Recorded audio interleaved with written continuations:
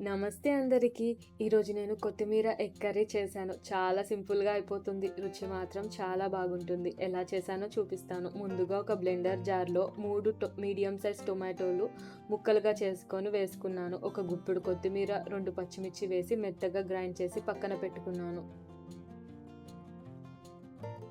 ఇప్పుడు ఒక కడాయిలో కొద్దిగా ఆయిల్ వేసి చిన్న చిన్నగా తరిగిన ఉల్లిపాయలు వేసి లైట్ గోల్డెన్ కలర్ వచ్చే వరకు వేయించాను.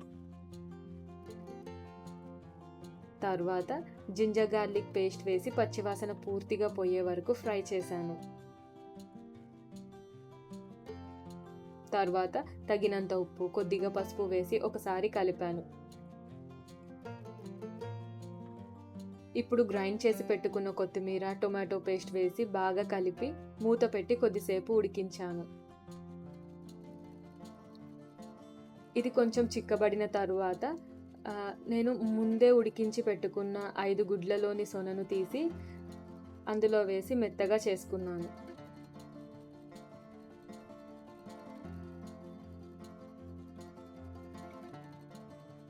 చివరిగా గుడ్లలోని వైట్ పార్ట్ను చిన్న చిన్న ముక్కలుగా కట్ చేసి వేసి మరోసారి కలిపాను. అంతే, కొత్తిమీర ఎగ్ కర్రీ రెడీ. చూడటానికి చాలా బాగుంది, రుచి కూడా చాలా బాగుంది. గుడ్ల వల్ల మంచి ప్రోటీన్ లభిస్తుంది. కొత్తిమీర వల్ల మంచి ఫ్లేవర్తో పాటు కొన్ని విటమిన్స్ కూడా లభిస్తాయి. నేను అయితే దీన్ని వేడి వేడి అన్నంలో తిన్నాను.